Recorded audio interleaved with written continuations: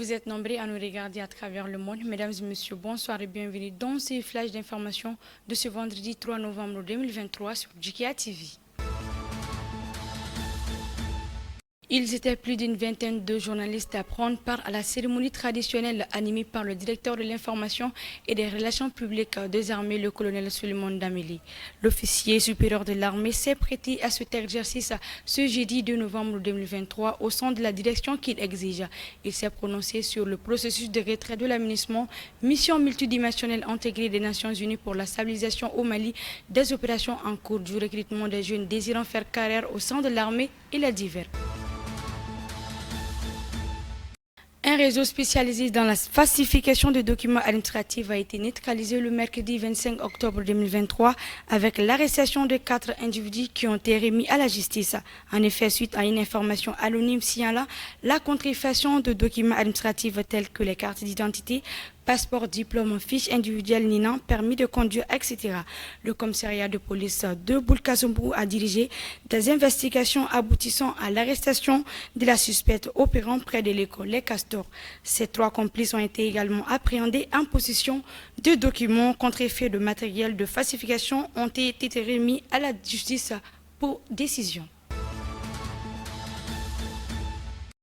Sur initiative du ministère de la Communication, de l'Économie numérique et de la modernisation de l'administration, Alhamdou Ak-Ilien, le Premier ministre Dr Choguel Kourala-Maïga a reçu ce lundi 30 octobre 2023 une délégation du comité du pilotage de la Maison de la Presse conduite par Bandjougou Danté.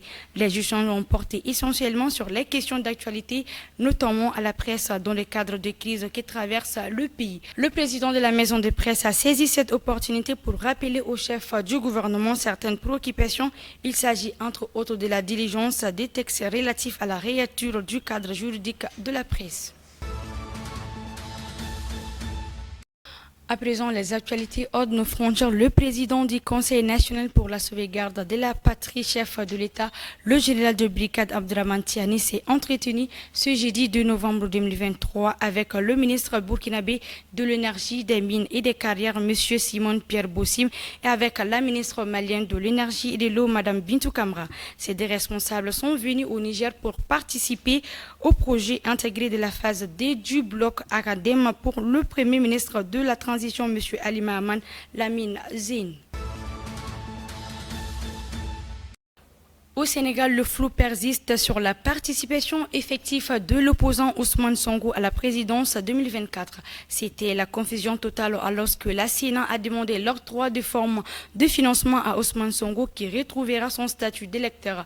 Le ministère de l'Intérieur vient de s'opposer à cette décision. Quant à la direction des élections, Ousmane Sonko ne figure pas sur la liste électorale.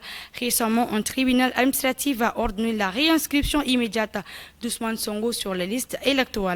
Une décision de justice qui a été contestée par le gouvernement devant la Cour suprême. Pour voyager au Rwanda, les Africains n'auront plus besoin de visa. Le président rwandais Paul Kagame a annoncé la fin de la restriction ce jeudi à la tribune du 23 sommet du Conseil mondial du tourisme à Kigali. Pour le président Paul Kagame, les Africains sont l'avenir du tourisme mondial. Une fois cette mesure mise en place, le Rwanda deviendra le 4e pays africain pour supprimer les restrictions de voyage pour les Africains. La liste comprend entre autres la Gambie, le Bénin et les Seychelles. Fin de ce flash d'information, mesdames et messieurs, merci de l'avoir suivi.